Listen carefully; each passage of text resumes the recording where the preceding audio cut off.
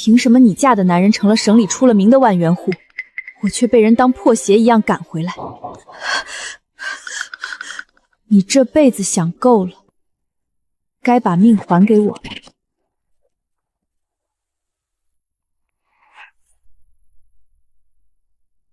我不嫁季彦川，我要嫁李天明。你是不是发烧把脑子烧坏了？季家条件好，季彦川年纪轻轻就是国营筑路队队长，哪一点配不上你？筑路队队长有什么用？一年到头回不来几天，我嫁过去就是守活寡。亲事早就定了，哪有说换就换的道理？这间堂屋，这句话，我死前记了几十年。老天真让我回到了出嫁以前。反正妹妹原本就要嫁李天明，让她嫁季彦峰，不就行了？她也回来了。上辈子她嫌季彦川伤残离队，怀着孩子跟野男人私奔，我却替李天明撑起买卖，临死还被他灌下毒药。这一回，他要抢的不是亲事，是他以为属于我的富贵。小何还没满18，季家说好要的是你，你说换就换，让两家人的脸往哪儿搁？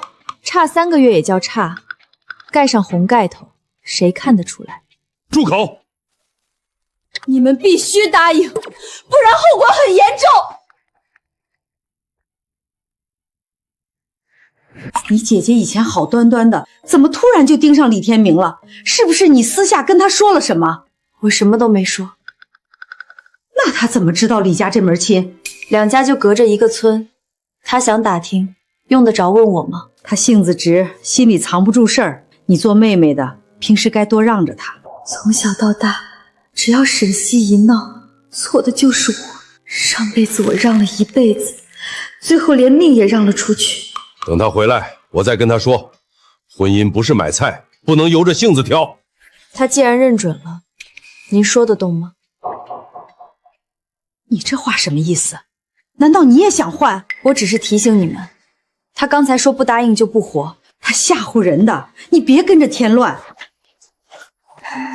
沈叔，沈婶，快去河边，沈心姐姐跳河了。上辈子他也是这样逼全家低头，只是这一次他要拿命换走的是我吃过的苦。小何，还愣着干什么？跟我去救你姐姐！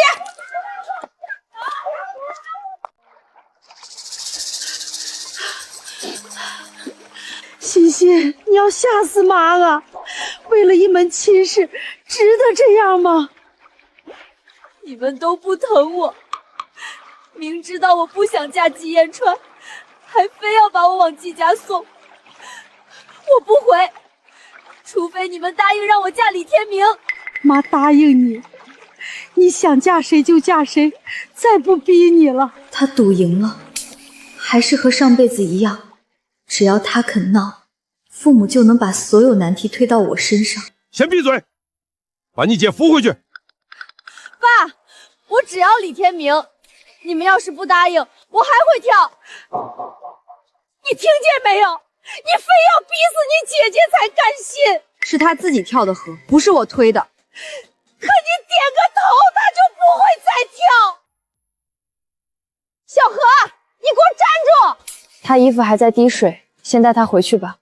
想换亲，回家说清楚。季家送来120块彩礼，酒席也开始置办，突然换人，怎么交代？小何和欣欣是亲姐妹，模样有几分像，成亲那天盖着盖头，先把礼办了，往后再解释。季家要娶的是沈心，瞒着他们把我送过去，这叫骗婚。乡下结亲看的是两家，你进了季家的门，还能把你退回来？我都跳过一次河了，你还想怎么样？我没想怎么样，要换的是你，该给两家解释的也是你。他现在经不起刺激，你就不能替他担待一点？季彦川人正派，还是筑路队队长，真换给你，是你占了便宜。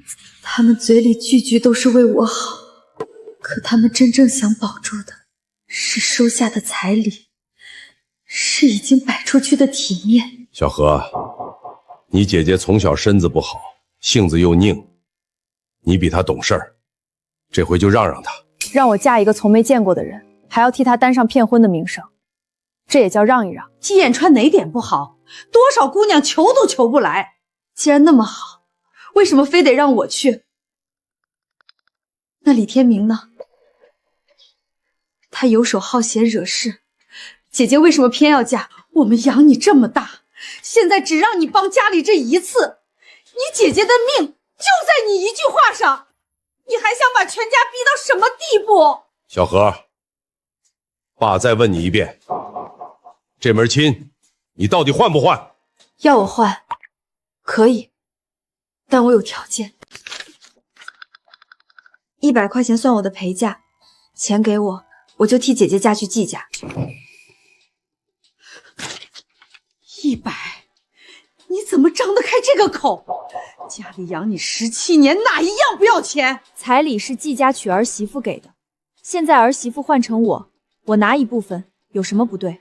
妈，他就是趁火打劫，换个人出嫁而已，凭什么给他100？那就别换，你按原来的亲事嫁季彦川，我也不要1分钱。好，你们都逼我，我现在再去跳一次。不许去，妈没说不换。小何，100太多，家里办2场酒，还得给你2个哥哥留钱，少一点。我要离开这个家，手里总得有点傍身的钱，最多50。100、 60，再多1分都没有。那亲事照旧。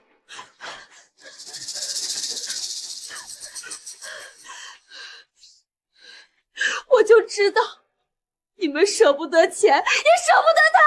66，图个顺当，66块不能再加了。就66，收了钱，这门亲不许再反悔，也不许到季家乱说。钱到我手里，我上花轿，空口没用，现在给。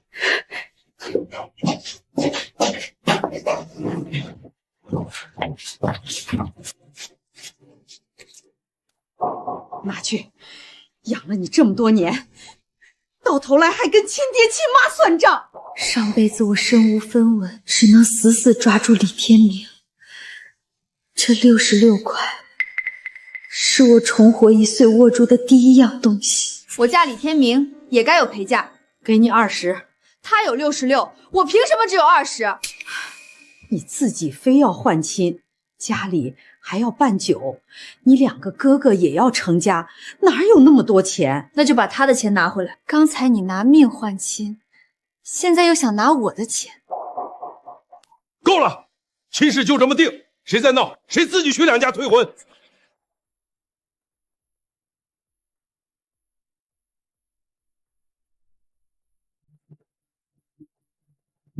自行车能拉几个人？我这拖拉机才叫排场。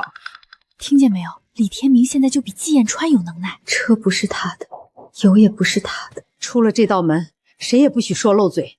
先把婚事办完，以后的事儿以后再说。你嫁都嫁了，好好过日子，他们还能不要你？他们要是不要，正好把你退回来。上辈子我也是这样，被一句好好过日子送到李天明身边，父母明知那是火坑，也只盼我别回来添麻烦。吉时到了，送新娘出门。路不远，我骑慢些。都做好了，接新媳妇回家。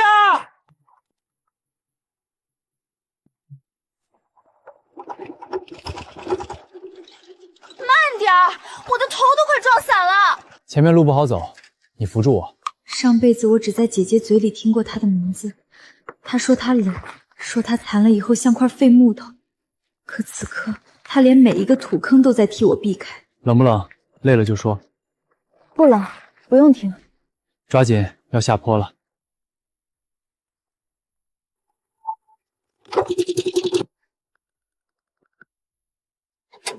你不是说这车威风吗？怎么不走了？催什么？借来的车有点毛病很正常。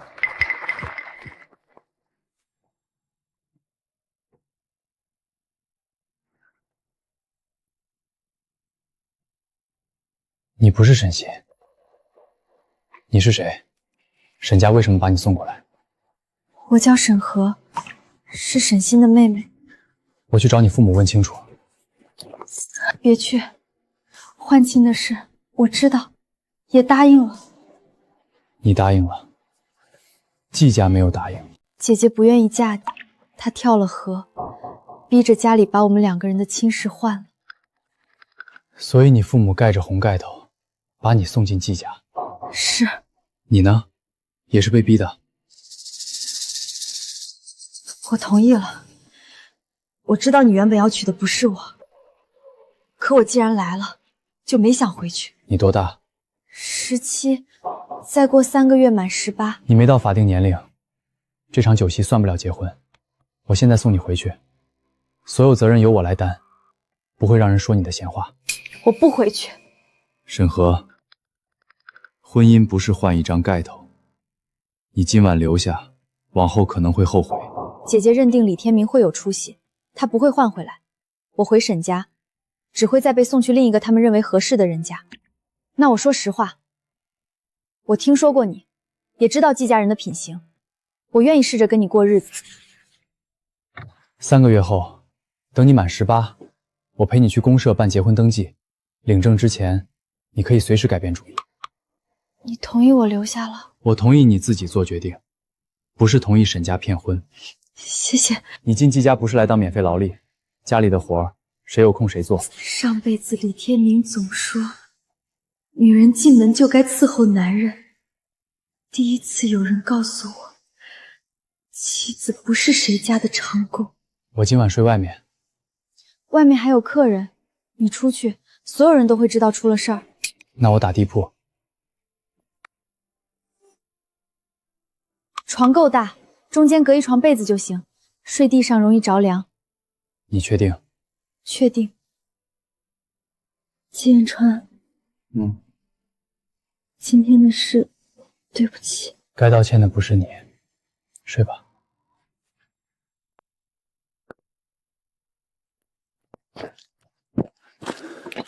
出什么事儿了？筑路队把急电打到公社，工程提前了。什么时候走？现在。上辈子这次返岗以后，他在工程中受伤，被迫离开筑路队，姐姐也因此逃离季家。这次工程，你能不能不去？工程安排已经定了。那就请假，晚1天也行。沈河，我是筑路工人。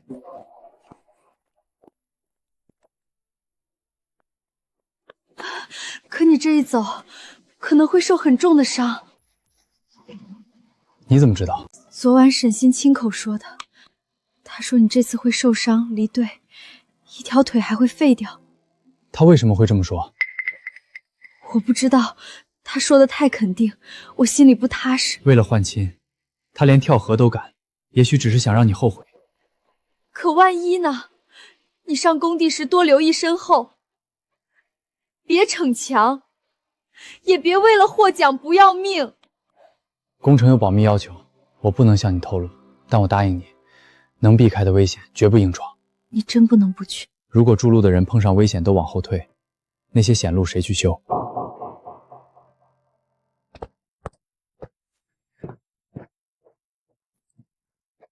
走之前，我得先把换亲的事告诉爸妈。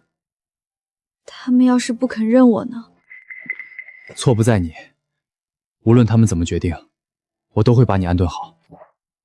沈家好大的胆子，婚姻大事也敢瞒着换人。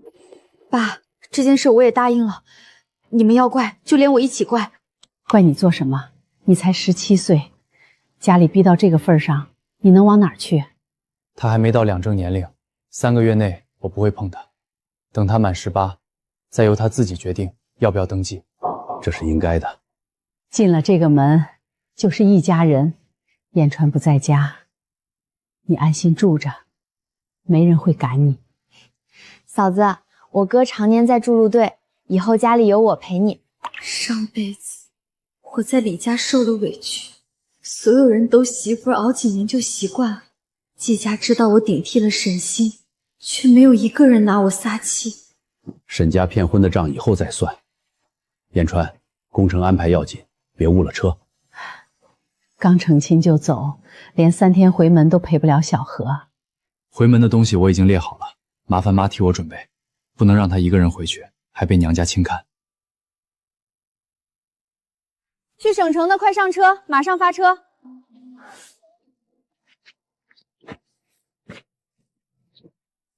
到了筑路队，给家里写封信。好。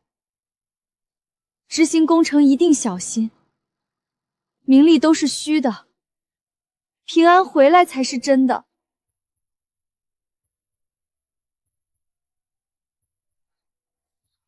咱们还没领结婚证，一定平安回来。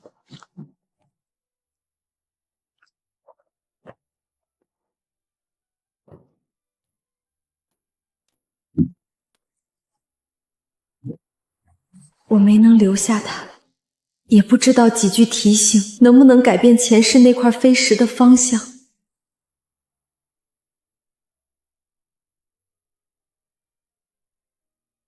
筑路队接到工程，就得按安排出工，我拦不住他，只能等他兑现平安回来的承诺。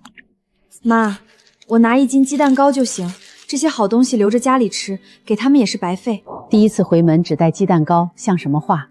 你姐姐今天也回去，不能让娘家拿礼数挑你的错。他们收了120块彩礼，已经不少了。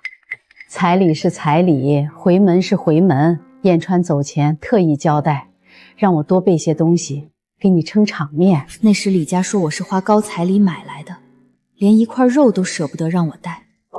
母亲却骂我笨，不会从婆家扒东西补贴娘家。她从没问过我在李家过得好不好。后来沈星害死我，母亲仍选择护住他。288块彩礼，就当我还清沈家的生养之恩。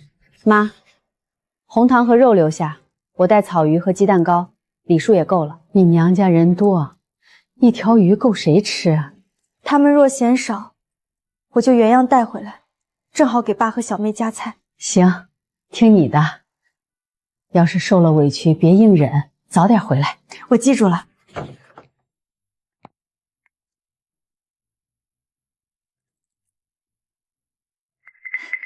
妹妹回来了，季家给你装了什么好东西？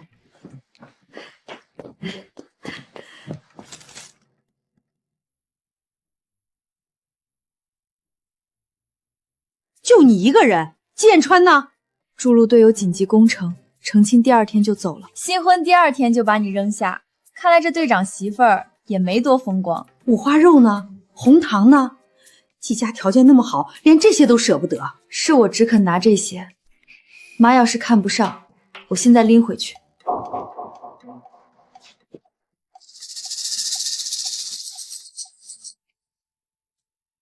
谁说看不上？这鱼还算肥，媒人中午要来，我正好招待他，让他给你大哥物色个好媳妇儿。别坐着了，赶紧把鱼杀了，再做几个菜。以前我住在家里做饭也就算了，今天是女儿回门，哪有让我下厨招待客人的道理？家里就你做饭好吃，媒人难得来一趟，别耍性子。我提了鱼和鸡蛋糕回来，已经尽了礼数，该做什么菜是娘家的事儿。你嫁出去才3天，回来就跟亲妈分得这么清？亲女儿回门，您惦记的是让我干活，分清楚的人不是我。妈，她不愿意就算了，反正她从小就懒，一点活也要斤斤计较。你勤快，你去。凭什么叫我？今天我也是回门的女儿。就凭你只带了10斤红薯，我好好的女儿嫁进李家，他们就用这点东西打发我，瞧不起谁呢？李家人口多，最近粮食紧，等天明以后做了大买卖，什么好东西没有？我等的是今天，不是以后。季家东西多，为什么不让沈河再拿些回来？季家的东西姓季，不姓沈。你惦记季家，不如把亲事换回去。谁稀罕？不就是做顿饭吗？后院还有白菜萝卜，你去拔些回来。没人上门，总不能只吃1条鱼。妈，我难得回来一次，你就不能让我歇会儿？你如今嫁进季家，连娘家的活都不肯碰了。别以为婆家待你好，就能不认这个娘家。以后你哥哥们有事儿，你照样得帮衬。以后的事以后再说，今天我只拔菜。他不是缺我拔的几颗菜，只是看不得从前任他使唤的人忽然不再听话。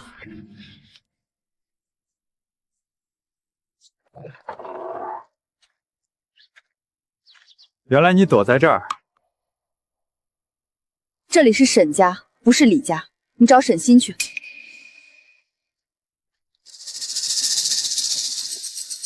你就是沈河吧？成亲那天盖着盖头我都没看清，现在一瞧，你可比你姐漂亮多了。让开！可惜上错车，嫁错人，不然这么漂亮的媳妇儿就是我的了。我没上错车，也没嫁错人。你再不让开，我喊人了。妹夫结婚第2天就走了，长夜漫漫，你就不觉得寂寞？放开！别这么凶，我就是心疼你年纪轻轻守活寡。听说你跟季彦川连证都没领，要是哪天想换回来，你做梦！别急着拒绝。你姐以前在家什么活都不干，到了我家照样得听话。你比她懂事儿，跟着我肯定过得更好。你的好日子就是让女人伺候你。你还真把自己当队长媳妇儿了？季彦川1年回不了几天，他能知道你在家干什么？他知不知道，都轮不到你碰我。装什么真烈？你们只摆了酒，又没领证，等他几年不回来，你自然知道一个人守着是什么滋味。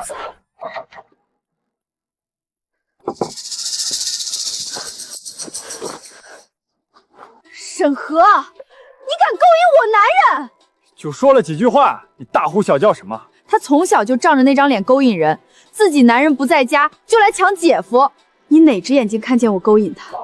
明明是他堵住门，还在我手腕上留下了印子。天明看得上你，是你故意给了他机会。你敢打我？这一巴掌是还你以前打我的。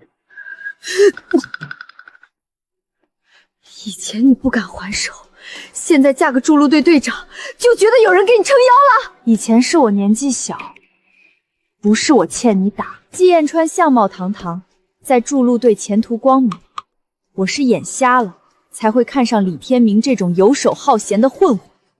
你说谁是混混？谁刚才拦路动手，我就说谁。我是你姐夫，跟你开2句玩笑怎么了？姐夫不会抓着小姨子的手说那些见不得人的话。少装清高，你要真看不上他，为什么单独躲在后院跟他说话？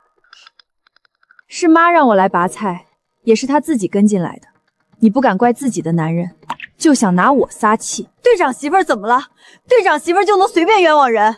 我手腕上的指印就是证据。几道红痕能说明什么？兴许是你自己掐的。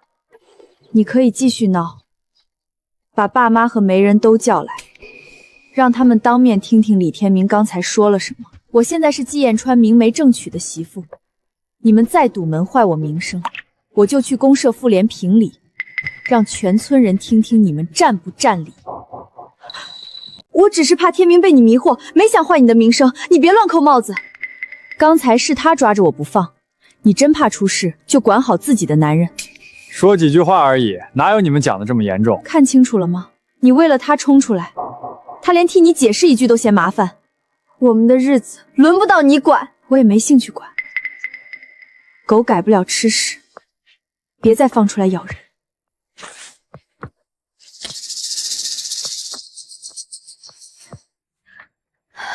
妈，我回来了。回来就吃饭，鱼汤刚出锅。在沈家，他们总怕我多吃一口。继母看出我受了委屈，却给我留足了不说的体面。高原已经下雪了，等有机会，我想带你来看看这里的雪山。高原那么冷，也不知道这些够不够。你的心意到了，比什么都暖和。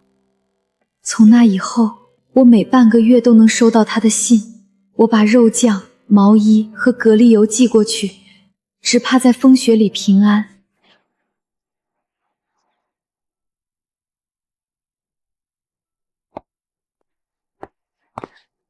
季彦川过年都不回来，怕不是上工地受伤了吧？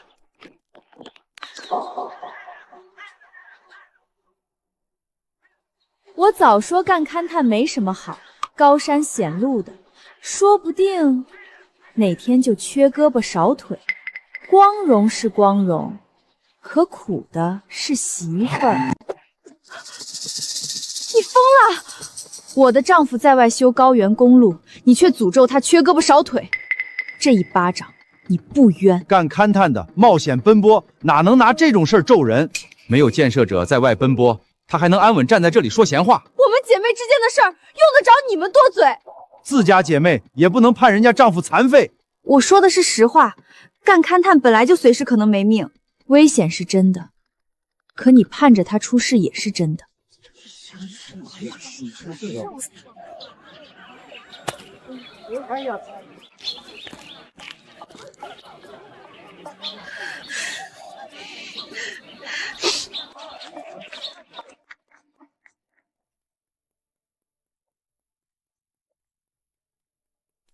你等着吧，季彦川马上就会受伤离队，你这辈子都别想比过我。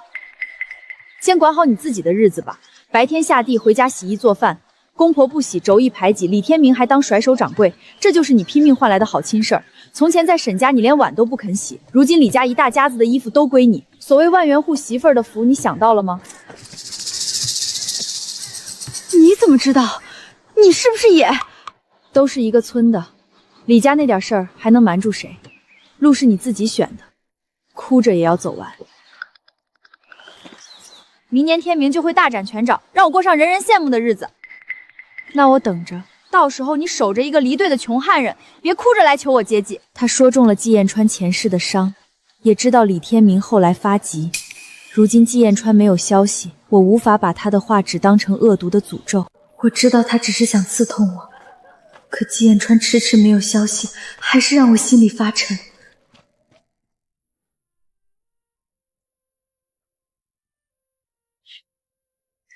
又在想彦川，他已经1个半月没来信了，以前也会这么久吗？他上工地时几个月没音信都有过，现在大雪封山，信送不出来也正常。可他答应过我，到了筑路队就报平安。从前他一个人，我们也这样等。干工程的人身不由己，不是他存心让你担心。嫂子放心，我哥可厉害了，每次上工地都能平安回来。有一回他半年没回家，回来还给我带了高原上的石头，这次肯定也一样。筑路队有制度，他不来信，未必就是坏消息。先把饭吃了，等他回来，我替你好好说他。结了婚还不知道给媳妇儿报信儿。前世他就是过年前后附上还乡，我的提醒到底有没有让他避开那一劫？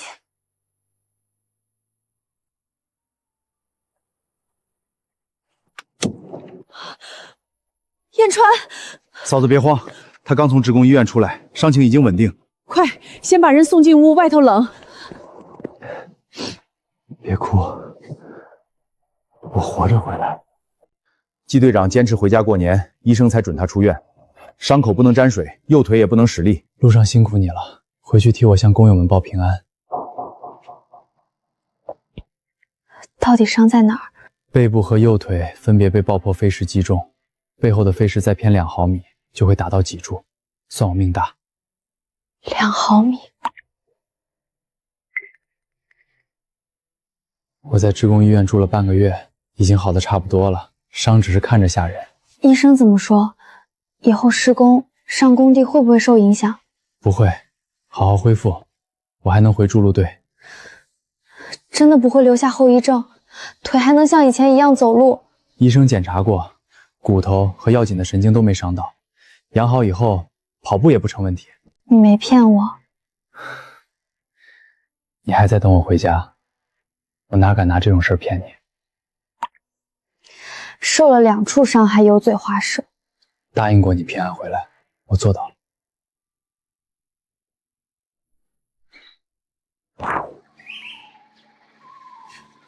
听说季彦川是被人背回来的，你哭成这样，是不是他的腿真废？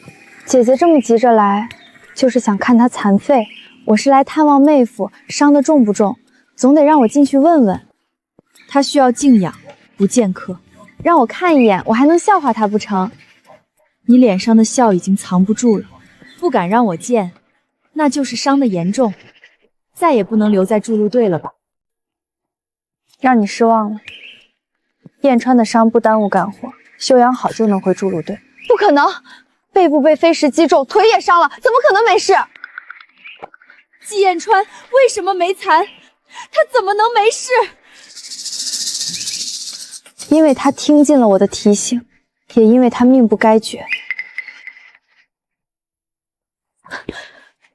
我不会输给你，绝不会！婚事是你自己换的，为什么非要拿我输赢？上辈子你踩着我风光了一世，这辈子我一定要讨回来！没有谁抢过你的日子，你每一步都是自己选的。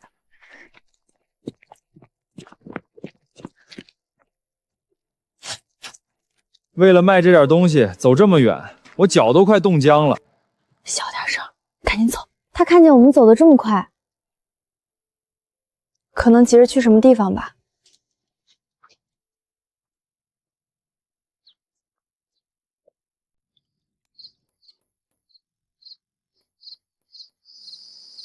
沈河，你给我出来！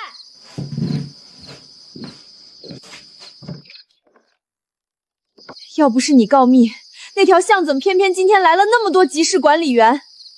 我们的东西全被没收了。我只看见你们进巷子，根本不知道你们卖了什么。你看见碑楼了？我们刚摆出东西，集市管理员就把巷口堵了，哪有这么巧？那时候不许私下摆摊，集市管理员来查，你怪得了谁？早不查晚不查，你一出现就查，不是你还能是谁？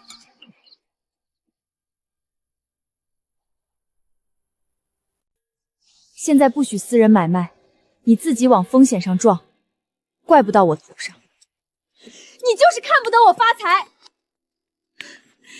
季彦川这次没事算他走运，他不可能次次躲过飞石。你再拿彦川的安危撒气，我就把今天的话原样告诉集市管理员。你给我使绊子，我偏要继续做生意。总有一天，我会把你踩在脚下。这里是季家，你大晚上跑来撒气，是什么道理？伤还没好，你怎么下床了？他叫喊声得整个屋子都听到了，我不能看着他欺负沈河。他经常这样欺负你。只是几句狠话，每次我都还回去了。你心里有数就好，记住，我永远站在你身后。正收好。从今天起，你们就是正经夫妻了。现在后悔也晚了。谁后悔还不一定。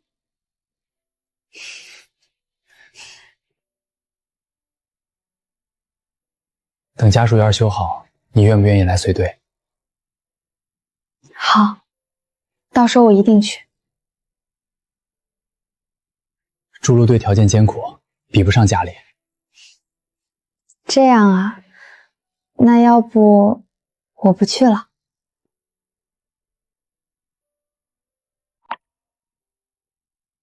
真不想让我去。高原风大，冬天大雪封山，你在家里有人照顾，去了只能跟着我吃苦。那你刚才为什么还问？我想你在身边，又怕你去了后悔。你一个人在那里受伤时，就没想过我也会后悔没陪着你？想过。躺在医院的时候，我最怕的不是腿好不了，是答应你的事儿做不到。我逗你的。既然和你领了证，条件再苦我也去。去了以后，我上工地还是不能天天陪你。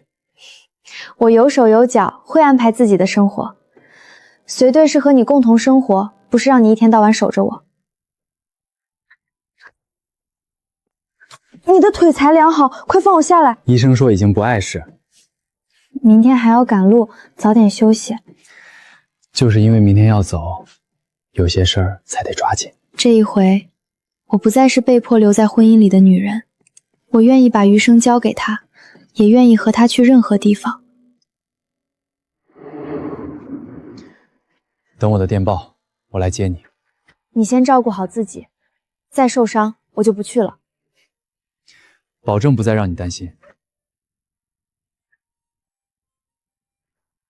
腿刚好，路上别逞强。到了筑路队，记得拍电报。知道了。哥，家属院什么时候修好？你可别让嫂子等1年。有消息我就写信。他走远以后，院外只剩下我一个人。家属院什么时候修好，我只能等他的消息。他回了筑路队，我也继续过自己的日子。只是李家的动静，隔着一个村也总会传来。看见没有？一天能赚这么多，再干几个月，我就能去县城租摊位，一天赚这么多，也带我们一起做，都是一家人，别吃独食。方子和本钱都是我的，你们想赚钱，自己想办法。家里的面、柴火都让你用了，凭什么钱只进你口袋？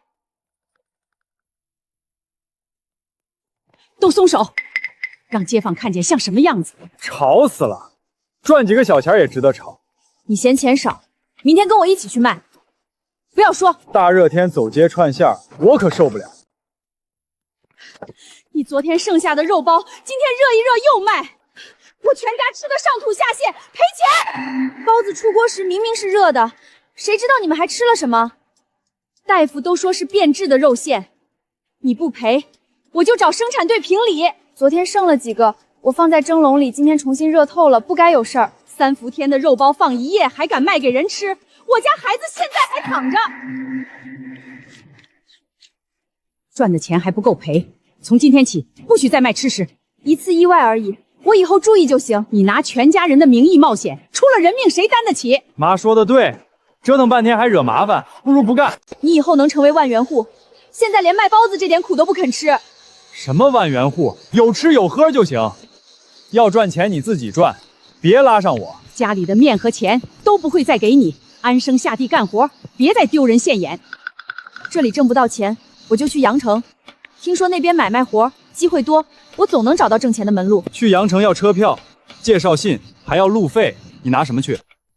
我赚的钱还有剩，到了那里再找活。你连市里都没去过，还想跑几千里，别让人卖了都不知道。你们没胆子，不代表我不行。只要你还是李家媳妇儿，就不许一个人往外跑。上辈子李天明不肯下地，是我提着竹篓卖吃食，再换成推车，租下门面，所有人却把生意算在他头上。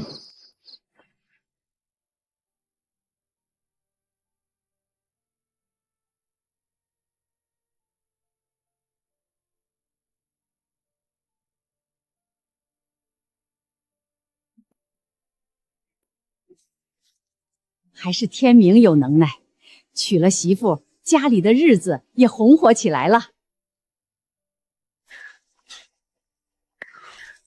没有我，那个只会吃喝玩乐的人，8辈子也成不了万元户。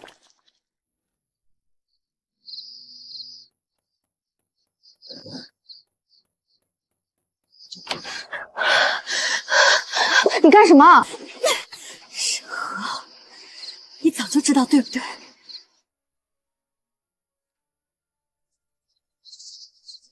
李天明根本不能生，我这辈子全毁了，你也别想好过。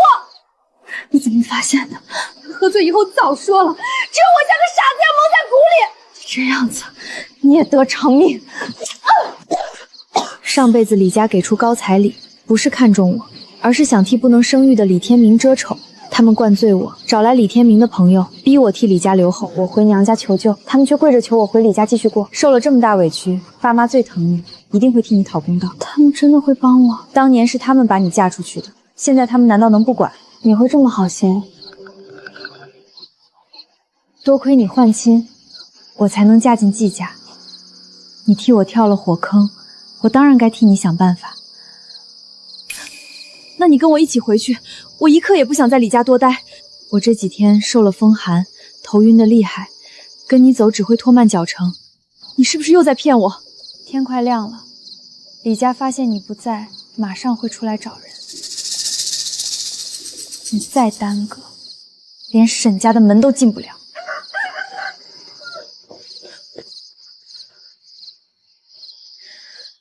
去看看吧，看看疼爱你的父母会不会为了女儿得罪李家，退还彩礼。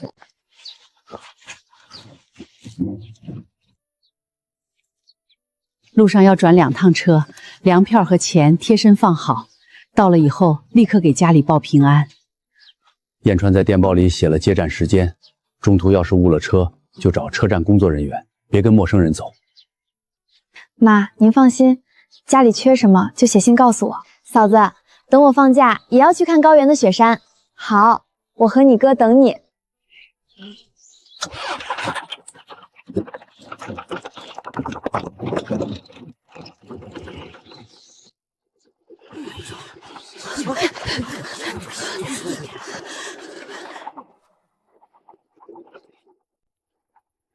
沈河，你骗我！爸妈根本不肯替我退婚。嫁出去的女儿哪能说回就回？李家彩礼早给你哥哥置办东西了，我们拿什么退？我是你亲女儿，李家这样欺负我，你们还让我回去？夫妻关起门来过日子，回去好好说。你2个哥哥还没站稳脚跟，真退了婚，李家来闹，咱家以后还怎么做人？我才是队长媳妇儿，我们换回来，我后悔了。亲事不是衣服，不能想换几次就换几次。当初我们看中的是沈河，是他要死要活换亲嫁进李家，如今后悔，怪得了谁？再见。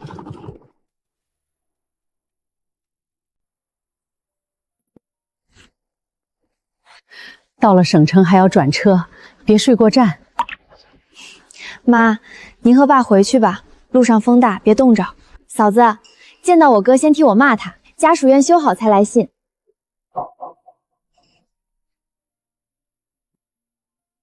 去省城的乘客抓紧上车。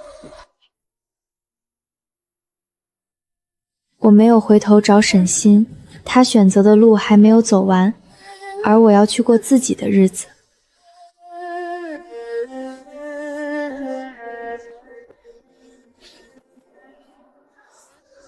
路上顺利吗？转错了一次车，幸好工作人员把我带回来了。怪我不能去省城接你。筑路队有筑路队的规矩，我不是小孩子，能找到你。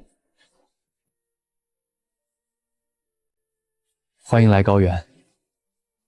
这里比你信里写的风大多了。现在后悔还来得及。来都来了，你赶不走我。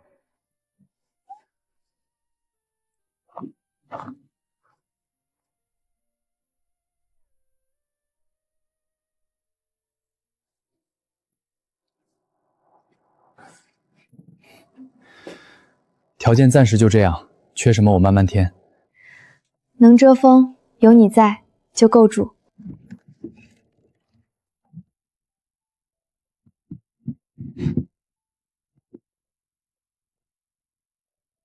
本来想扔，又觉得你或许能补。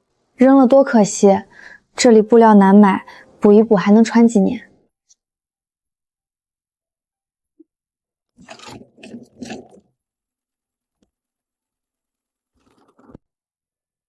筑路队的活儿来了，就得服从安排。只要一家人在一起，去哪里都一样。你真舍得这个缝补点？舍不得也要往前走。手艺和过日子的本事在我身上，不会留在这间屋里。到了省城，你想继续做缝补，我帮你找合适的地方。以后怎么做，等看过那里的生活再决定。你走了，我们的衣服找谁改？我把缝纫机留给新来的妹子，也把怎么量尺寸、记账都交给她了。这台机器陪了你5年，真舍得留下。她留在这里，能继续帮更多人，比锁在箱子里有用。嫂子，我怕自己做不好。我刚实时连羊毛怎么洗都不知道，慢慢学，守信用就能做好。账本和定价我都会照你交的来，绝不坏了这个缝补点的名声。院里那些苗也留下，封大时护一护，能活。到了省城记得写信。一定。这把向日葵籽带着，省城能种活，来先告诉我们。沈河，我们回家了。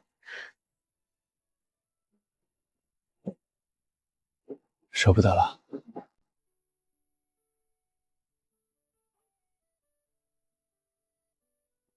羊毛是好羊毛，可我要先试着洗纺，做成东西以后才能定怎么换。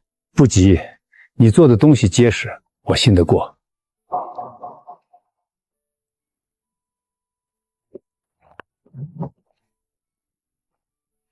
做不成也没关系，下次赶集我再来。既然接下了，我就会给您一个交代。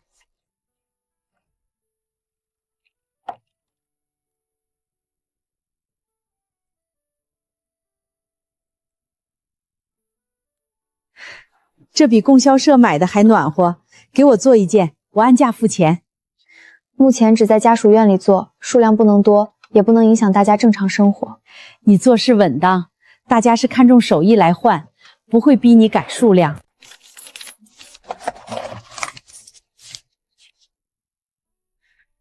这是我靠自己劳动挣来的钱，它不属于彩礼，不属于丈夫，是我能够独立站稳的底气。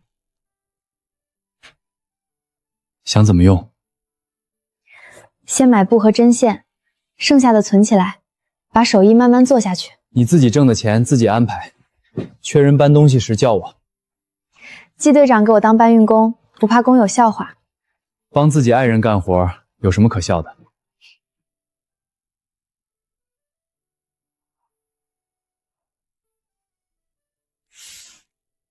家属院来往的人越来越多，小屋已经放不下这些东西了。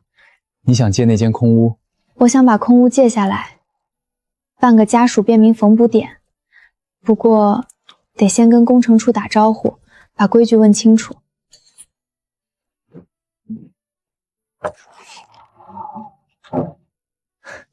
家里来信了。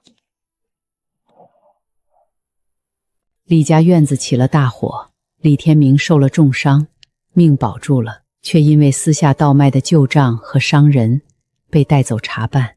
沈鑫在火灾后失踪，有人看见他疯疯癫癫往县城跑，此后再没有消息。村里人找了几天没有找到，你在外面安心过日子，不要为了娘家的事往回赶。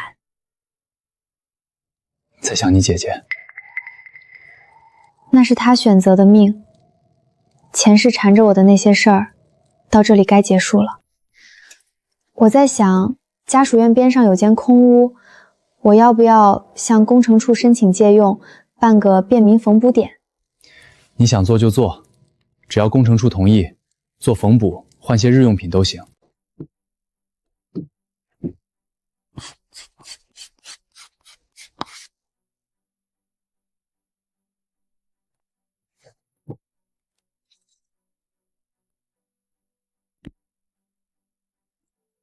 这背包能装重货吗？受力处缝了3层，背带也加了衬布，坏了可以拿回来补。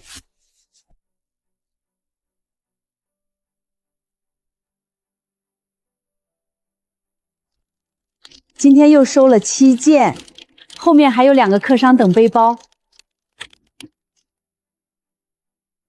按先后做，不能因为谁催得紧就插队。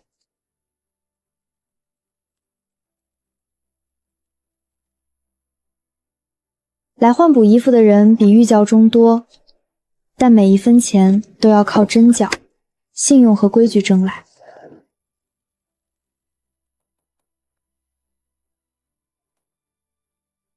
嫂子，季队长带领的施工班组被评为先进班组，明天开表彰会，请你作为家属代表参加。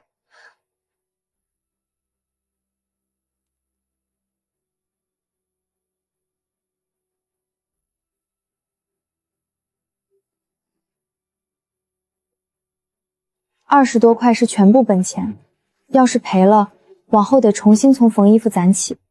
你算得清，也守规矩，我相信你。但决定仍由你自己做。季彦川所在施工班组在高原突发险情中抢险及时，被评为先进班组。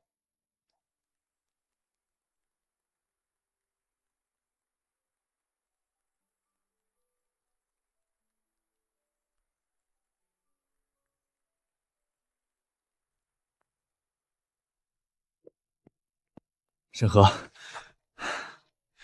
单位下个月批我1周假，说让我好好陪陪爱人。真的？真的，我们补拍一张正式结婚照，再把随迁档案办齐。奖牌也要带上，我要把照片寄给爸妈。都听你的。假期只有1周，你还想做什么？陪你看缝补点儿，去照相，也好好吃几顿你做的饭。季队长获了奖，就这点愿望。能安稳稳陪着你，对我就是难得的事儿。2位靠近一点，看镜头。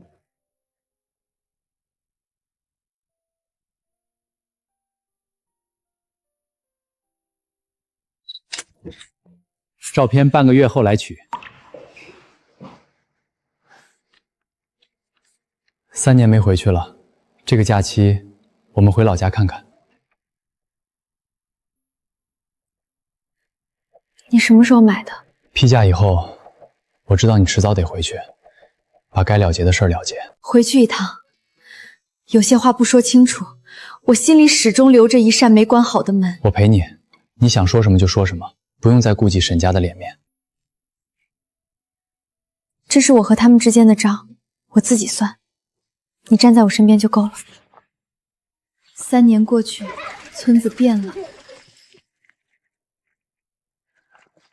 那不是沈家的小何吗？真成队长媳妇了。李天明还没放回来呢，听说那回差点把自己烧死。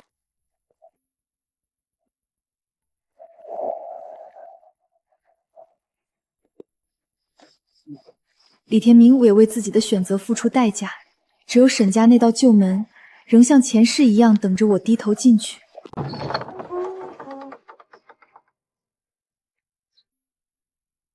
小何回来了，怎么没提前来信？妈好给你们准备饭菜。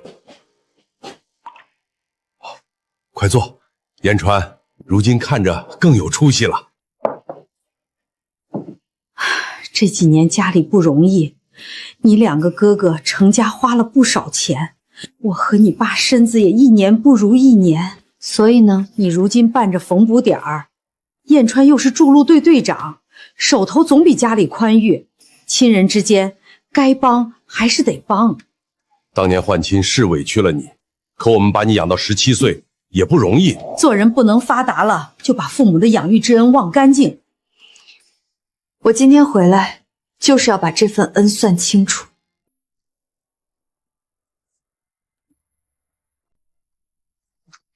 这是当年彩礼的补偿，连本带利。什么补偿？季家的彩礼本来就是孝敬父母的。你如今有钱，再帮衬2个哥哥也是应该的。120块彩礼，我1分没碰。你们用它给哥哥娶妻置办东西，已经替我选好了谁更重要。你哥哥们过得不好，你当妹妹的脸上就有光吗？大哥欠着债，2哥也处处要用钱。他们是有手有脚的成年人，不该靠卖妹妹过日子。一家人非要算得这么难听吗？上辈子我回家求救，你们怕退彩礼，把我推回李家，沈颖害死我，你又替他遮掩。今天我回来，不是认亲，是了断。你姐姐已经疯了，李天明也坐了牢，你还揪着过去不放做什么？他们受了惩罚，不等于你们当初的选择没有发生。你胡说什么？上辈子翅膀硬了，就编这些话来咒亲娘。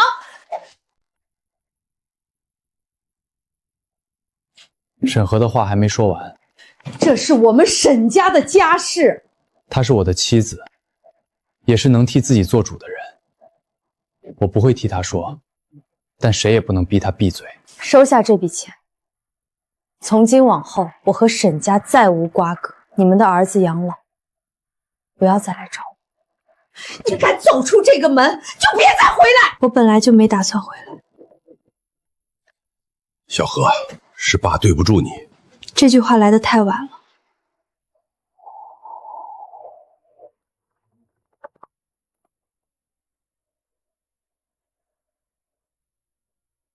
难受吗？有一点，但更多的是轻松。回家吧。好，我们回家。从此以后，我不再欠任何人。那一天，我第一次不是逃离沈家，而是清醒地关上了那道门。今天有没有不舒服？只是怀孕，不是生病，你不用走路都踮着脚。医生说头几个月要小心。你在工地带队的时候也这么紧张？他们摔了能自己爬起来，你和孩子不一样。缝布点的活我已经减了，重东西也不搬。你别每次回家都先检查我有没有磕着。没事。你当初守着我养工伤，现在换我小心照顾你。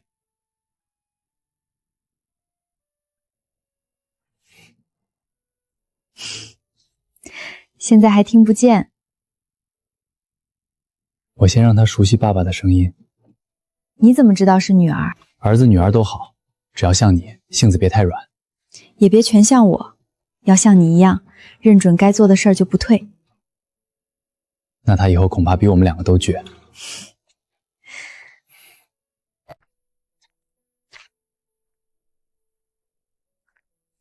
前世我总以为女人只有依附一个有钱的男人才算改命。现在呢？现在我有自己的手艺，也有自己挣的钱。孩子以后也该知道，人要靠自己站稳。不论时代怎么变，只要有家，我们就不会漂泊。你在，我在，孩子也在，这才是家，跟房子在哪儿没有关系。那就说好了，以后无论调到哪里，我们都一起走。重生不是替谁改命，是我终于握住了自己的人生。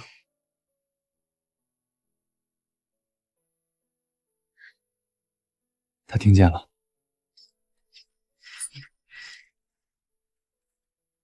高原施工点的审核同志，有您的信。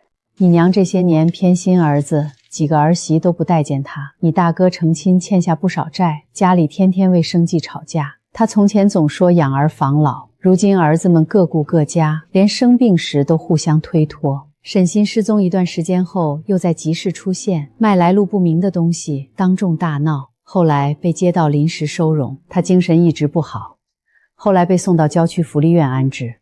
你安心过自己的日子，不必回来。你爸很少说话，只托我问你一句，在外面过得好不好？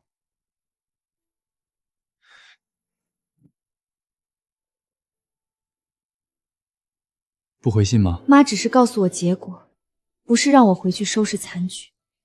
沈家和沈欣都该留在过去了。那就收起来。你不想再看，谁也不能逼你看。好，留着它，也在提醒我曾经走了多远。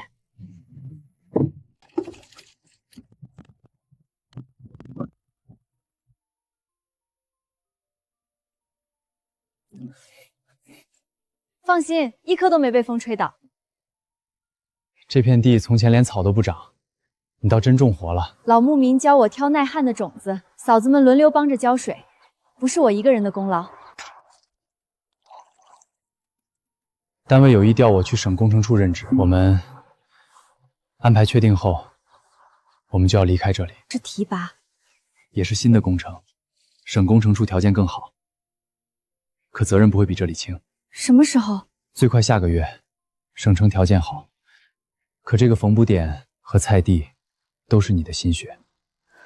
如果你不想走，我可以向单位说明情况。先让我跟这里好好告个别。筑路队的活来了，就得服从安排，只要一家人在一起，去哪里都一样。你真舍得这个缝补点？舍不得也要往前走。手艺和过日子的本事在我身上，不会留在这间屋里。到了省城，你想继续做缝补，我帮你找合适的地方。以后怎么做，等看过那里的生活再决定。你走了，我们的衣服找谁改？我把缝纫机留给新来的妹子，也把怎么量尺寸、记账都交给她了。这台机器陪了你5年，真舍得留下。她留在这里，能继续帮更多人，比锁在箱子里有用。嫂子，我怕自己做不好。我刚实时连羊毛怎么洗都不知道，慢慢学，守信用，就能做好。账本和定价我都会照你教的来，绝不坏了这个缝补点的名声。院里那些苗也留下，风大时护一护，能活。到了省城，记得写信。一定。这把向日葵籽带着，省城能种活，来先告诉我们。沈河，我们回家了。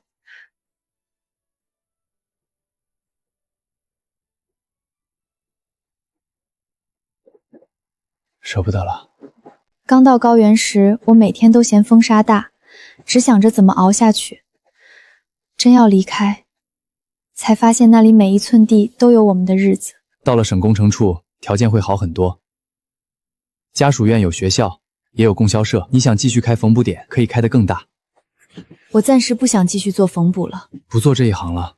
不是丢掉手艺，这些年政策松了，人的路也多了，我想去学会计，争取进单位做会计员。怎么突然想到学这个？办缝补点这些年，我每天都要算成本，记进出账，全靠自己摸索，终究不够。我想知道，除了缝纫机，我还能走到哪里？缝补点已经办得很好，重新进课堂等于从头开始。正因为办过缝补点，我才知道不会的东西有多少，从头学不丢人，假装什么都会才会误事。我早就知道，你不是只愿守着灶台的人。省城的年轻人多，机会也多，我这个年纪再去上课，可能会被人笑。你在风沙里都能把缝补点办起来，还怕几句笑话？别给我戴高帽，我只是觉得人不能一辈子围着别人转。上辈子我替李天明挣下所有家业，最后连名字都没留下。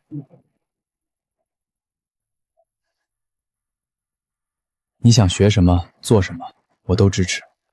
调到省工程处后，跑工地会少些，我也能多陪你和安安。那说好了，到了省城，你得陪我逛公园，去书店，不能整天连人影都见不到。一定。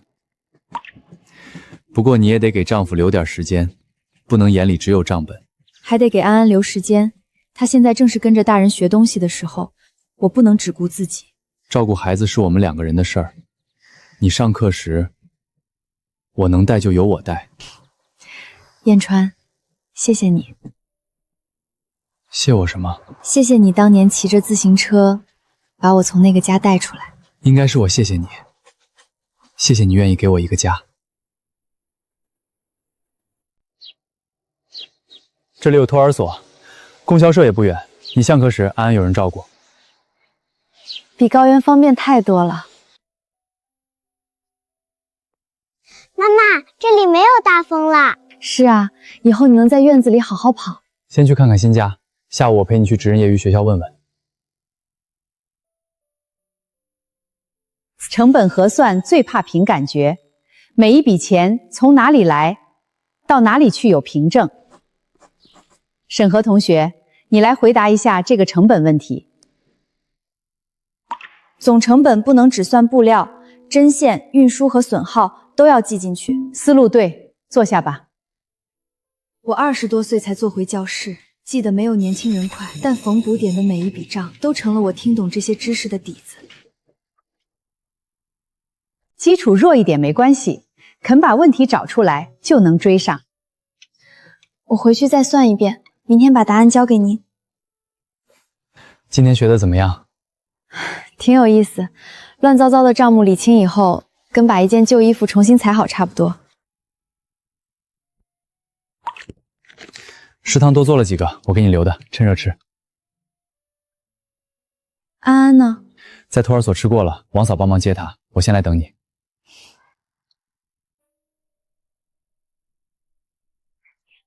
燕川，你说人真的能彻底改变自己的命吗？什么叫改命？换亲让你嫁给我，可办缝补点、读书都是你自己选的路。如果没有重生，我可能还困在李家。命是老天给的，路得自己走。不管从前吃过多少苦，现在的沈河就是他自己，不是谁家的影子。可有些人一出生就能读书，有些人连婚事都不能自己选。人跟人的命不一样，可你多学一样本事，就多一条路，这条路谁也抢不走。哪怕走得比别人晚，晚走也比站在原地强。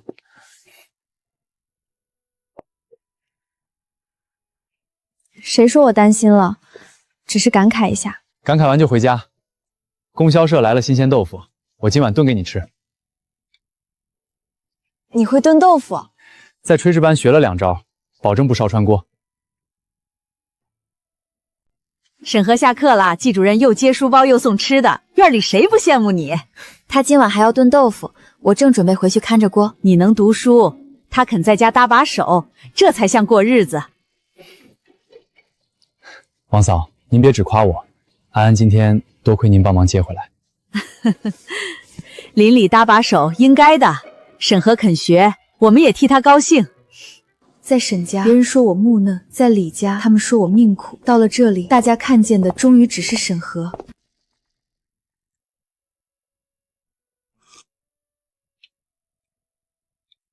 回来的正好，帮我看看闲不闲？你不是保证让我刮目相看吗？怎么还要我救场？上桌前听听会做饭的人的意见。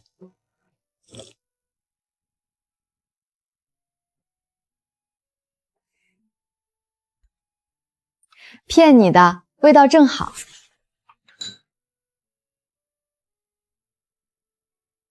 怎么了？没什么，就是觉得现在这样真好。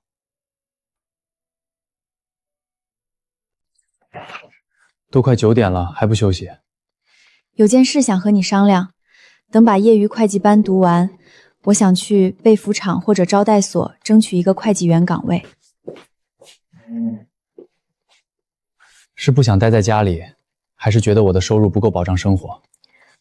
你的补贴够我们过日子，可那和我想工作不是一回事。安安还小，你白天上班，晚上学习会很累。我不是马上就去，先把课上完，再看岗位和时间。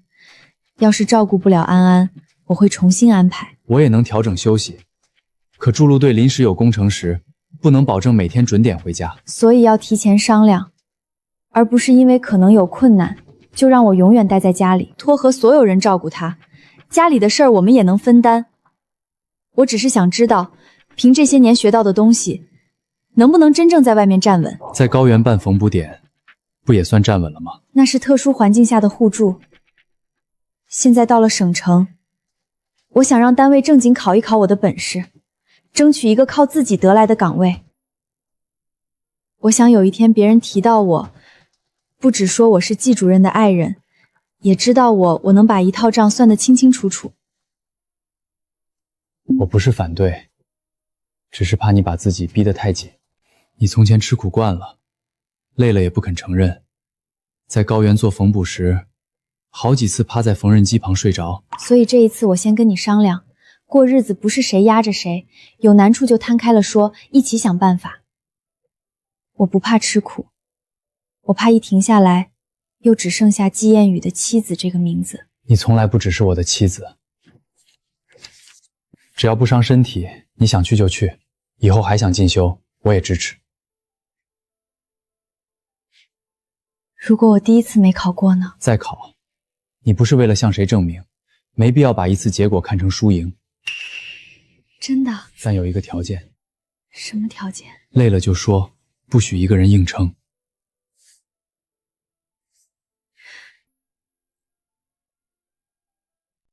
我答应不硬撑，你也答应，忙完早点回来。好，书别看到太晚，我去换身工作服。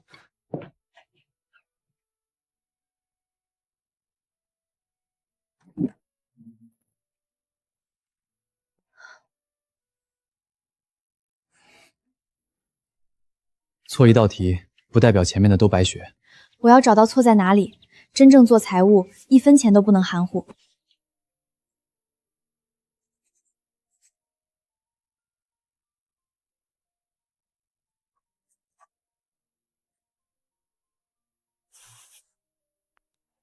基础已经扎实，考试时别慌。我会把每一道题都算清楚。我送你进去。不用，你是工程处主任，站在考场门口太扎眼，别人还当我是靠家属关系来的。那我换便装。考试是我自己的事，你在这里等我就好。没考好也不要紧，下次再来。我准备了这么久，不是冲着下次来的。有这股劲儿是好事儿，但别把自己逼得喘不过气。我紧张，可我不怕。以前我连选择的机会都没有，现在这道门是我自己走进去的。他们为了前程走进考场，我也一样。我要亲手为前世那个窝囊惨死的审核写下最后一个句号。考试期间不得交谈，计算过程必须写清楚。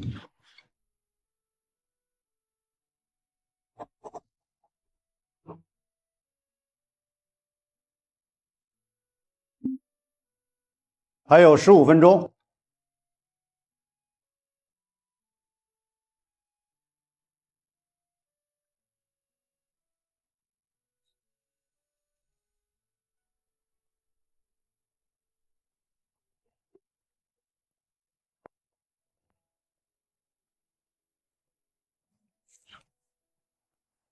怎么样？题不简单，但我都答完了，最后还查出一处小数点错误。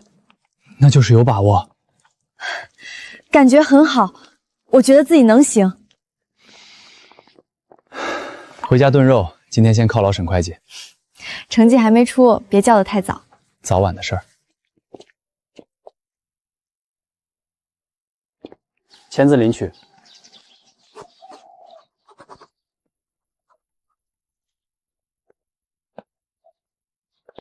怕了？考场上都没怕，现在倒有点不敢看。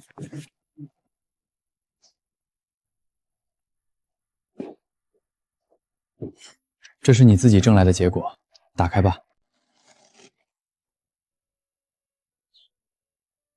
我考过了。以后谁再说你只是会踩缝纫机，就把证书给他看。我考证不是为了堵别人的嘴，是为了让自己多一条路。你锁起来干什么？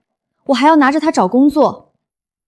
先保管好，结婚证、你的结业证都不能弄丢。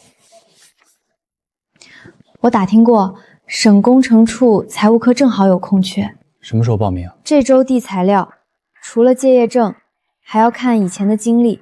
我准备把高原缝补点的账本一起带去。那些账你记了5年，比空口说会算账更有分量。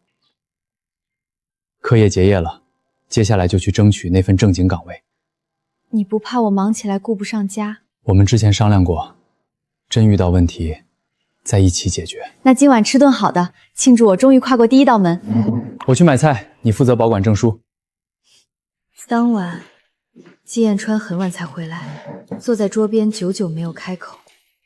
筑路队出事了，单位决定开展下一阶段工程整合。下个月起，我要常驻偏远工地参加基层考核。是临时抽调，还是以后都要留在那里？先考核基层情况，工程结束再定。现在谁也说不准。多远？300多公里，交通不方便，来回一次很难。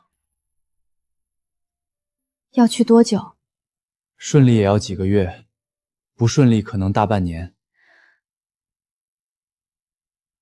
那这段时间，你连安安都见不到。我最放心不下的就是你们母女。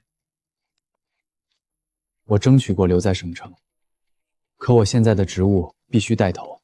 你担心我不同意？你刚准备找工作，安安也离不开人。我这一走，所有事又压到你身上。所以你想为了家庭推掉必须带头的工程？我不想让你刚往前走一步，又因为我停下来。如果你开口，我可以再向单位申请。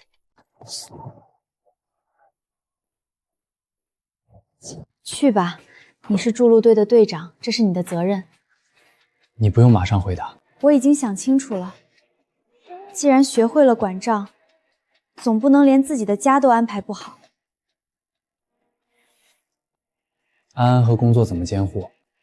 托儿所白天照顾他，晚上我自己带，真忙不过来，我会请王嫂搭把手，不会硬撑。我就知道你最懂我。理解不等于不担心。到了工地，按时写信，不许有几个月没消息。保证。还有，不许为了早点回来缩短休整，工作和安全都不能敷衍。听沈会计安排。等考核结束，我尽快回来。家里不用操心，把自己的工作做好。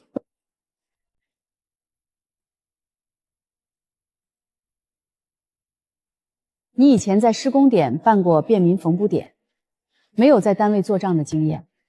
正因为自己管过缝补点，我熟悉成本、库存和往来账，每一块布、每一卷线，我都能追到出处。半路学会计，凭什么保证账目不出错？我不能保证永远不犯错，但能保证每笔账都有凭证，每个数字都负责。错了就查到根源，不拿糊糊话遮过去。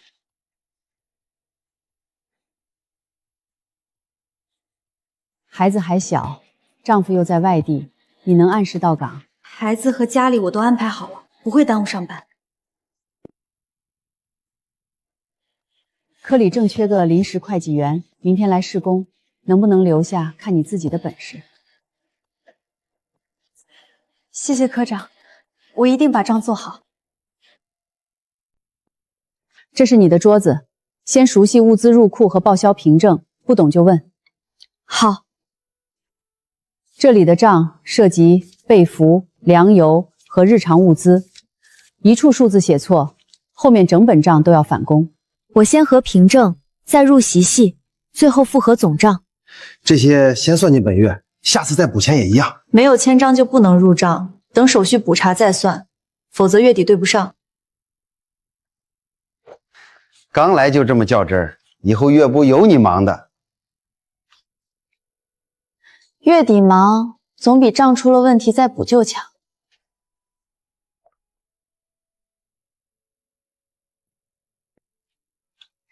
第一天不用急着把所有事做完。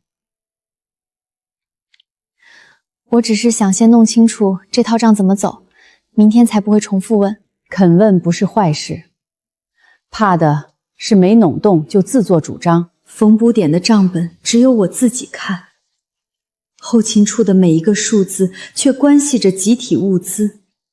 我终于有了真正属于自己的位置。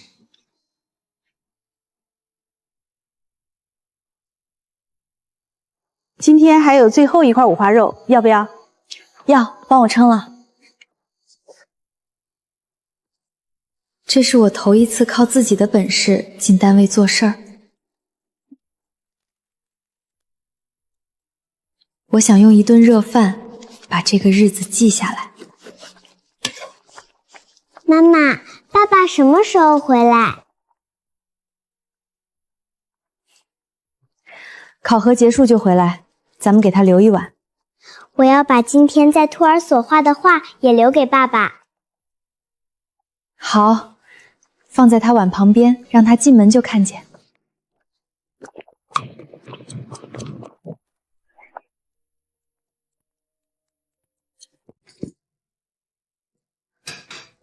怎么回来了？为什么不提前拍电报？基层考核提前结束，我想给你一个惊喜。倒是咱们家沈会计，上班第一天还顺利吗？你怎么知道我进财务科了？王嫂写信告诉我的，她说你现在每天夹着挎包出门，走路都比以前快。第一天就退回一张手续不全的单据，差点把工友得罪了。守住规矩不是得罪人，以后他们会知道你的认真。你出去几个月，回来第一件事倒是安慰我的工作，因为我知道这份工作对你有多重要。这一锅本来想庆祝我找到工作，没想到你也赶回来了。那就是双喜临门。还有我的画，三喜临门。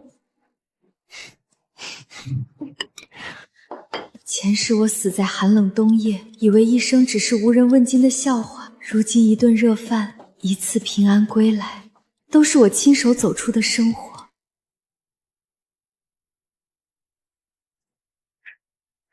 妈，今天怎么这么晚？妈，你看，这是爸爸教我写的，审核。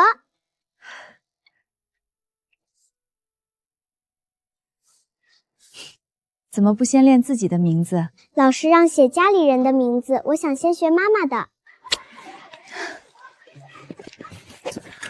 怎么这么晚？科里又加班。月底结账，最后2笔物资数目对不上，我和工友重新核了一遍，已经理顺了。是账本的问题，还是入库单错了？一张单据抄错数量，另一张漏了调拨记录。幸好都复罚时查出来了。午饭吃了吗？忙起来忘了。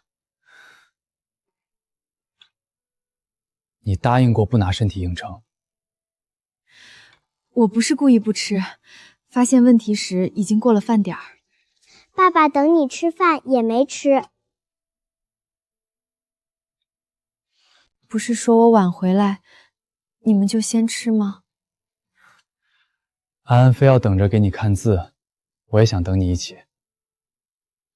工作到了月底确实会忙，但不能让你们都跟着饿肚子。下次我晚了，你们先吃，我也会提前托人带话。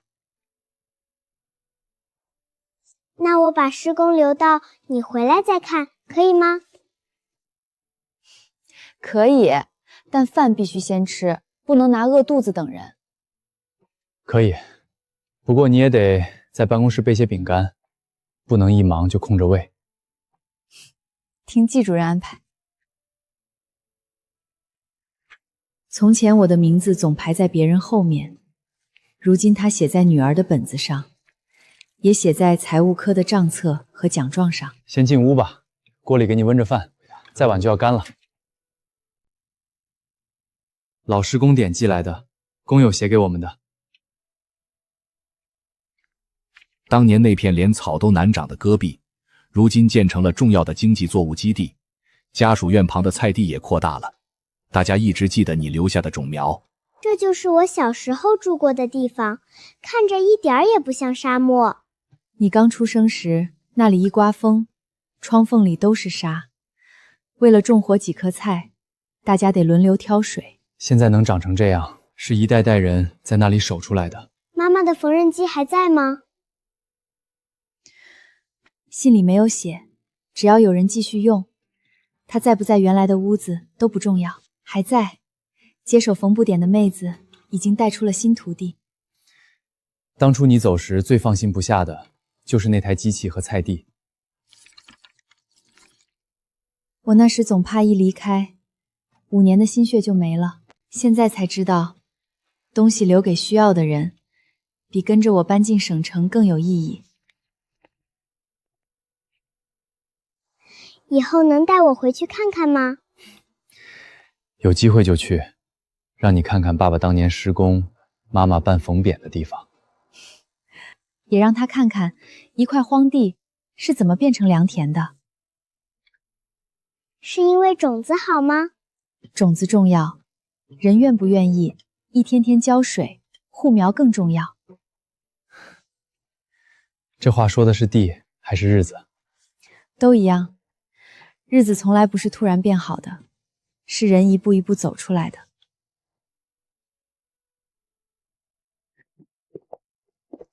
那先一步一步去吃饭，我饿了。妈妈，你在高原做缝补时，也会像今天一样忙到不吃饭吗？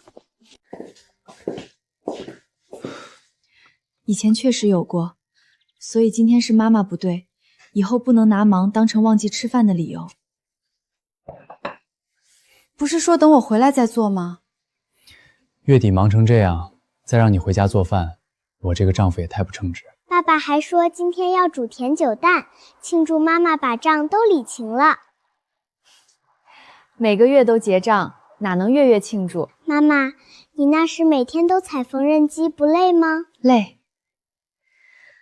可每多学会一种手艺，我就多一分底气。那你后来为什么又学会计？因为人不能只会一件事，也不能觉得已经走得够远，就不再往前。你妈妈上业余会计班时，晚上学到我催她睡觉。那妈妈考试会害怕吗？会，害怕的时候也能继续往前走，这才叫勇敢。你别只讲这个，是谁嘴上叫我休息，自己陪着不肯睡？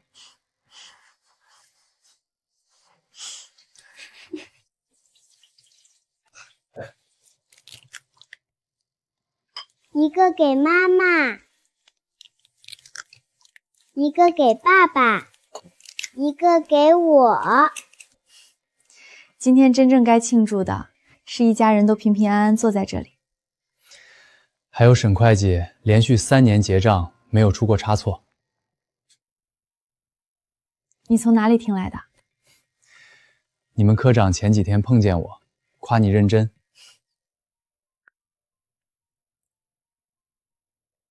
那今天我要多吃一个，长大也像妈妈一样会算账。怎么忽然想起他？看到老师公点的信，就想看看这些年一路留下的东西。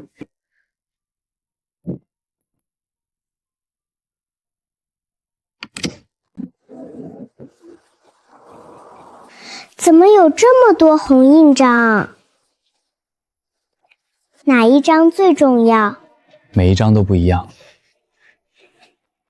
结婚证是我们一起选择的家，毕业证和奖状是你妈妈自己一步步挣来的。如果没有结婚证，妈妈还能当会计吗？当然可以。有没有家庭，不该决定一个女人能不能工作。所以奖状上只写审核，没有写谁的妻子。对。那我以后也要把自己的名字写在奖状上。先把今天的字写端正，想要什么，要靠一步一步去做。爸爸那时候怎么这么严肃？摄影师一直让我别板着脸，我已经很努力了。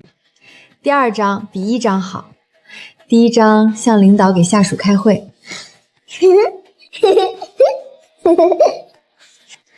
你妈妈那时也紧张，手心全是汗。我第一次知道，一张照片上可以不躲、不怕，也不用看任何人的脸色。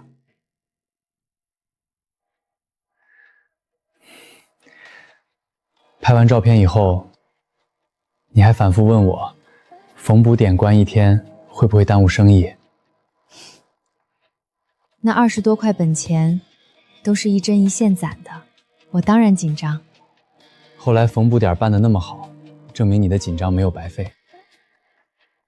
这些纸不能替我生活，却记下了每一次由我自己做出的选择。妈妈以后还会拿新的奖状吗？奖状不是目的，把手里的事儿做好，有没有奖状都一样。这些年，你有没有后悔过？后悔什么？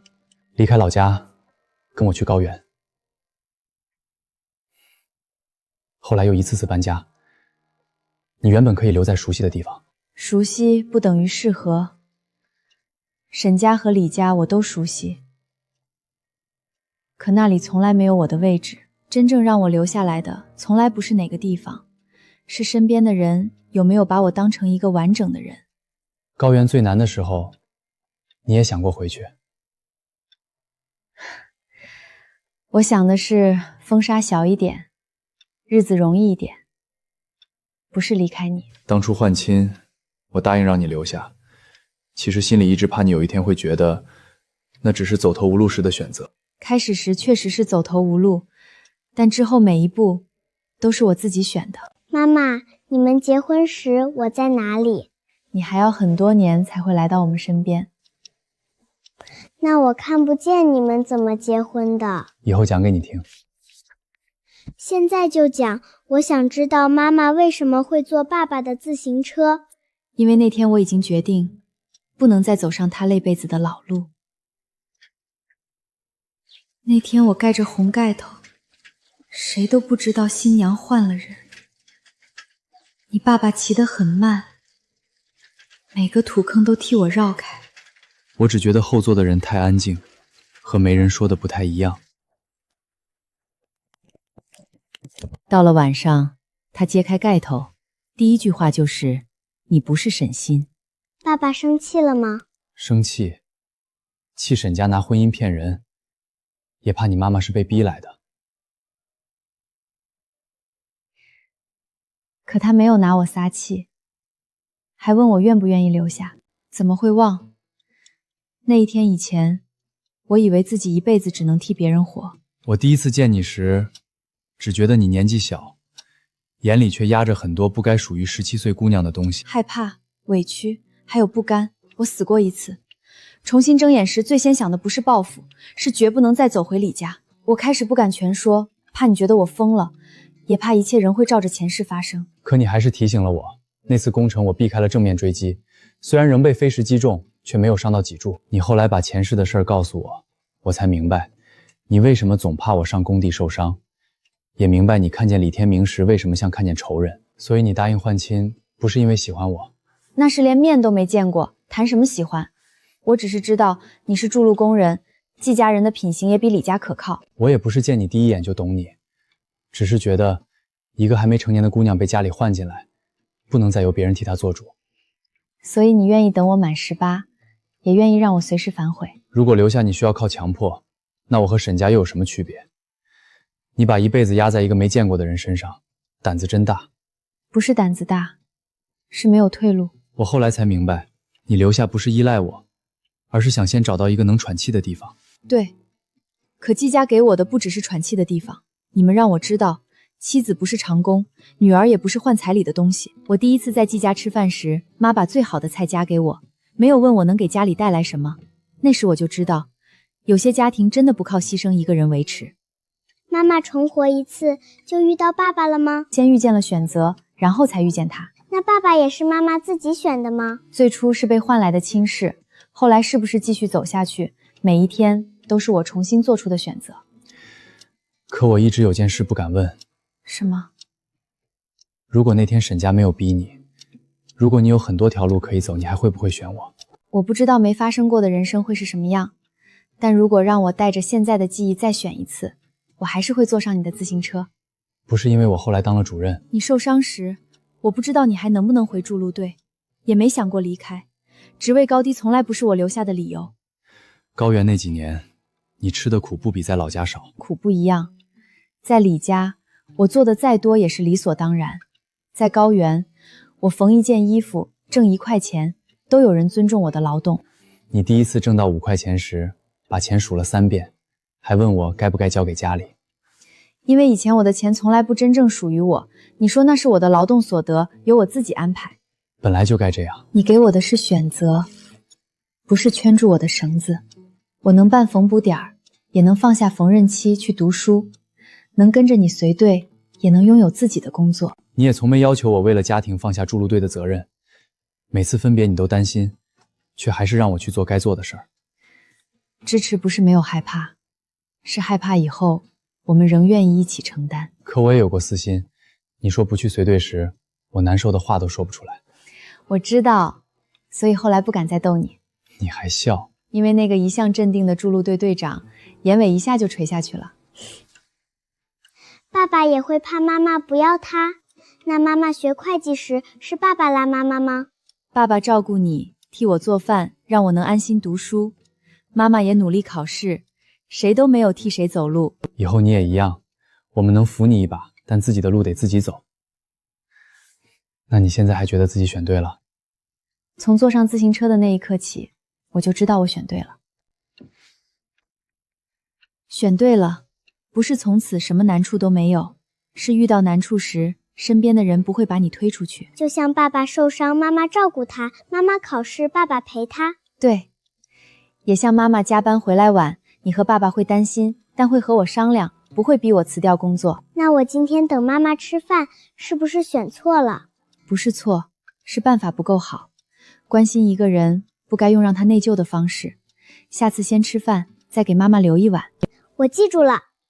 一家人可以意见不同，不能把谁的牺牲当成应该。那我以后选择什么也能自己决定吗？你要先学会承担结果，自己选择，不是想做什么就不管别人。也不是每次选择都会得到想要的结果，做错了可以改，但不能把责任推给别人。我以后也要选一条能写自己名字的路。好，现在先选回房睡觉。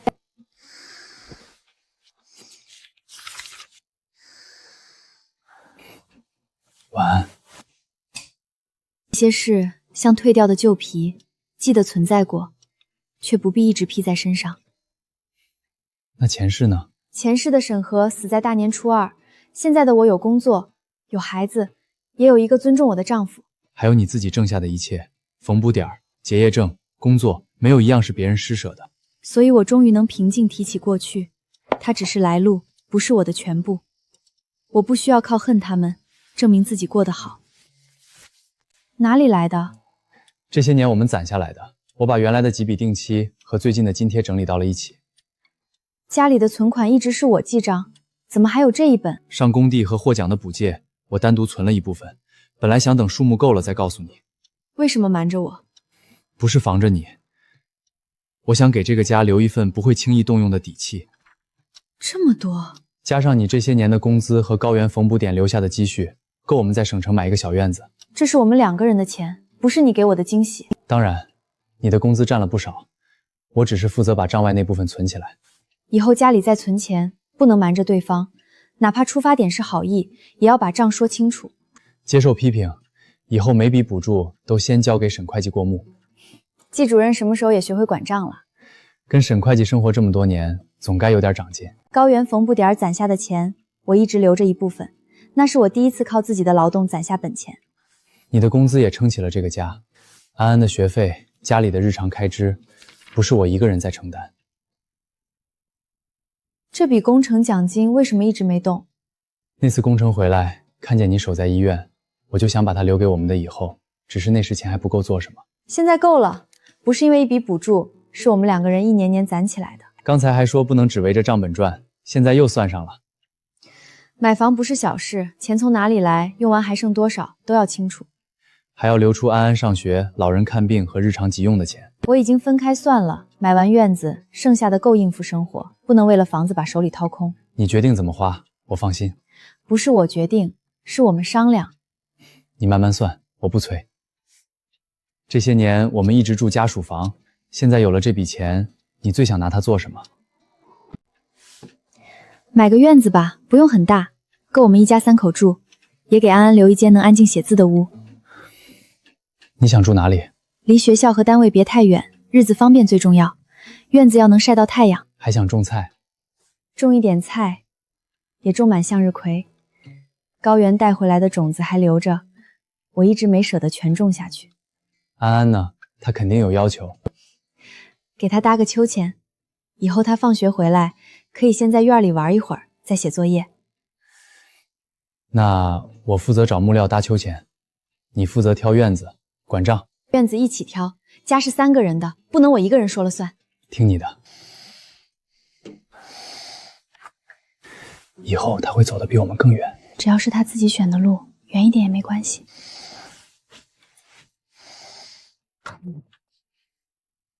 我曾以为重活一世是为了逃离沈家，躲开李天明，再把所有伤害还回去。后来我才明白，真正的重生不是看谁跌进我走过的火坑，而是我终于能决定怎样生活，也能把自己的名字堂堂正正留在这个世界上。等找到院子，我们一起把它种下。好。前世那场虚妄的万元户媳妇之梦早已破碎，这一世我有尊严，有事业，也有愿意与我并肩的人。我不再是谁家的影子，我只是沈河，也终于活成了自己。